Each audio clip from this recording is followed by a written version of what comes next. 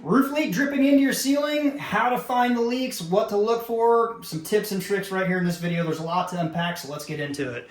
So this is a vacant home. It's been a rental. I got a call about looking at a roof leak, possibly something going on here in between changing of tenants here. So if you look here, there's obviously a crack. There's something going on. Now, some of the things you're looking for is it currently dripping in? Is water gushing in? If so, weather patterns, things like that. We did get some rain last night through the morning. This morning, not a ton, but if there was a leak, you would expect to see it come through. We're gonna go out around the outside, inside, mechanical room, just diagnose this, and a lot to unpack.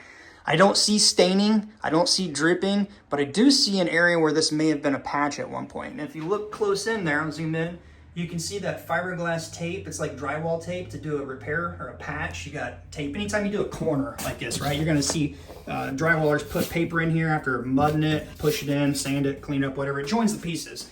That's what that is right there. But this is in a really weird spot right here. So let's jump into the mechanical room now. And this is kind of tight. The door hits the floor here. By the way, I've been in real estate for quite some time. Since 2008 or so, bought my first home, was buying properties, investing. So I'm going to give you some tips and tricks, things to avoid, and maybe save you some headache, trouble, frustrating repair bills, things like that. So one, I mean, there's a lot to talk about right here. Let's talk about the water line. If you're ever going to do some remodeling, try to avoid running water lines up in your attic, especially if you're in a cold area in the north where you see cold winters, because that will more than likely freeze up, could break and burst if it's copper, things like that, causing big issues. Just avoid it. Even if you put tape like this heat stuff insulation, it's not going to work well. So if you have to, just tap a faucet on, let it trickle some water through, and as that water goes through, it keeps it from freezing. Just a tip, just try to avoid that. Run it some other way. And this right here, a vent pipe. So what does this do? Most homes that have sewers, pretty much any good plumbed home, is going to have an area so when you dump a large load of laundry or drain a tub or flush a toilet, you don't have that going down causing a siphon and suck P-traps dry. Any of your sinks, toilets, gurgling, that's what a vent pipe here does. This vents all the air, so as you flush a large volume of water down, air can suck in behind it so it doesn't suck your P-traps. Now, this vent, when it's not doing air venting in, hot, warm, steamy gases are going up and out, and you want those to go out through your roof. If you look at this one here, it looks at some point that they did, but they cut it, removed it, and it goes out, back, and down, and slopes down a little bit. Remember that. We're going to talk about that. The second thing I want to point out with this particular vent pipe, any wall, it's fine for a size like this. All it needs to do is allow air to flow through, whatever, right? But when you go up into a cold area, non-conditioned area like your attic, it should expand and get to a bigger pipe, like a 3-inch, 4-inch, whatever your local code requires, and then out through the roof. Why? Because if this were to freeze due to condensation going in there in a cold attic and it freezes up, there's not a large volume to restrict before it's clogged. That's why they go bigger up in the attic. The other thing with that sloping down, I honestly think what's going on when this roof was done, or at some point a plumber maybe cut that due to a rusty vent pipe. I have no clue. I don't know the history on it, but that pipe slides down at an angle. So any hot steamy gas going up there and it condensates and just runs down and drips out. So with that, let's look out back real quick here. Jump outside. I don't see anything coming out down here anywhere. There are no vent pipes coming up through this area, no vent pipes coming up through here. The roof doesn't look terrible, doesn't look old. It looks like it's been done at some point, but there's no vent. The vent is gone. The shingles don't really look like they've been too disturbed, so I imagine either they redid this roof and removed the pipe at that time, or the pipe was done at some point. The damage may have been done, and the roof was done. That's why the hole's covered. But where does that pipe go? Even if it just dumps out into this area or into the attic over there, it's not good because you're putting a lot of excess moisture in there. But what I think is going on is right there where it goes up, and it makes a turn this direction, and it looked like it sloped down a little bit. It's a perfect recipe for condensation just to slowly drip out over time. I think this has been going on for quite some time. I think they tried to repair it, and it's still going on. Just some simple little concepts and understanding how things work. Hey, Mr. Obvious, let's just turn that pipe down and not even go through the roof and let it just slope downward. It's a recipe for an issue. Speaking of issue, don't pack your stuff in here like this. I can't even get into the attic access here because it won't come down far enough to fold down because there's a stacked washer and dryer hiding your utilities back here. The furnace, the hot water heater hidden back there. And let's talk about that too. Real estate, homeowners, doesn't matter. You got to get to your furnace. You got to be able to change your filters. If they're not in your furnace, you need to change those. All these years I've been in property management and dealt with rentals and things, the #1 call, and it never fails, it's the coldest winter day, the hottest summer day, or a holiday. It's one of those three always. And the simplest little issue, it's dirty air filter. So I'm going to show you that. All right, so I'm not making this stuff up. Let's run over there real quick. I'm going to cover this real quick because there are a few personal belongings right here. I don't want people to see. I don't have to blur it. All right, so register cover. You see this, you know it's dirty, you know it's gonna have an issue. So let's check this out. It's easy access to get to. A dirty filter. You might be tempted to just try to get more time out of this, but it's not good. This clogs up, it restricts the airflow from going in. You wanna make sure you change these on a regular occasion. Some tips on that, especially if it's this simple. Just flop it down, throw a new one in. This was the #1 issue in my real estate time, causing furnace issues because the airflow could not get through. So let's run back into that room real quick here. Bypass all this stuff here.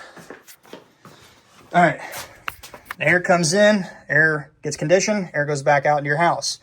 In this area is the furnace. Right here's where it heats your hot air, or makes your hot air, goes over the heat exchanger and blows back in.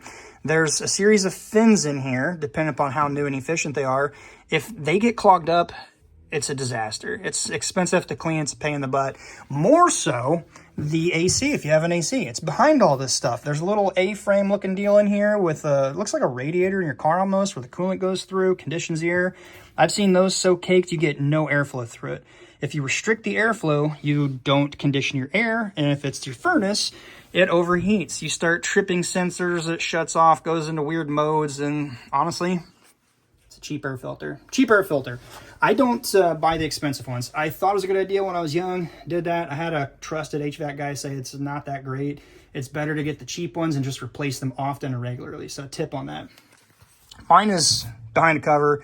I don't like to pull it off and look at it. So you can set reminders in your phone. Or what I do in my basement is I just take a piece of duct tape, put a duct tape strip down, keep a pen close, and I write the date that I changed it. And you can see like every month, like clockwork.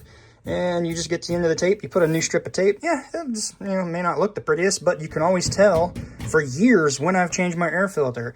I use the cheaper ones, they catch the debris, I change them out regularly, and my system runs magically for many, many years without having an issue. All right, I know this is more than just roofing. This is just some of the knowledge I've acquired over the years, sharing with you guys. I mean, there's nothing worse than having a service call for a technician to come out to fix something that was ultimately caused because you didn't change your air filter. And in this case, plumbing issues like the sewer vent pipe right here to vent your sewer gases out. I honestly really think that might be part of that. I don't know if I talked about it yet, but this ceiling right here, it dips down. I don't know if the camera's going to show it, but the drywall from the corner slopes downward right here and kind of a little bit right here. You can see what little bit I can see here, that wood frame of the ladder entrance right here, not the air box here, but the chimney box below it right there. If you look back there, I'm wondering if maybe somebody at some point cut the ceiling joist, rafter, truss, whatever it is, to put this in, and that's what's causing all this to sink that way. It's 24 to 30 inches over from this guy, which is right in line with that guy. Drop stuff here. So I'm just trying to share what I know here. If you guys like it, give it a quick thumbs up, subscribe. Try to share what I know, what I've learned over the years to save you guys the headache, the frustration. I don't think there's anything going on with the roof. I think it's partially an old, ongoing issue. But I can't even confirm it because I can't get in there. I mean, this is just a terrible idea. If you could get into an attic access, all I got to do is go right up in there and I could see if that is indeed the source or not. But to me, logically, common sense, there's no obvious roof damage. That slopes down towards the roof deck. And it's very possible that little strip right there is condensating on the pipe as those warm, steamy gases are going up. It's cooler on the cold winter days. It condensates, and since it's sloping down, whoops, it's running right down, right out the ceiling right here. Anytime you have a vent pipe through, also, by the way, say it comes up in your attic and it branches off this way and that way to connect multiple fixtures, say a bathroom or a kitchen or something, they need to have a slightly downward slope, because what condensation does occur, it runs down that slope and ultimately right back down this tube into your drain. Not going to cause a problem. If it runs down like this towards your ceiling, hey, Mr. Obvious, what do you think it's going to do? Very well possibly causing that right there. All right. If you guys got any benefit, you know what to do. Until next time, be safe. We'll see you on the next one. Oh, if you like this kind of content, let me know. I go into a lot of rental properties. I used to own some myself. Just a lot of them. All right. I know a lot. Even though I don't have a inspector license, which is a scam, I think, in itself, unless you can really truly find a good one. If you like this, let me know. I'll try to cover more of it. Until next time, be safe. We'll see you then.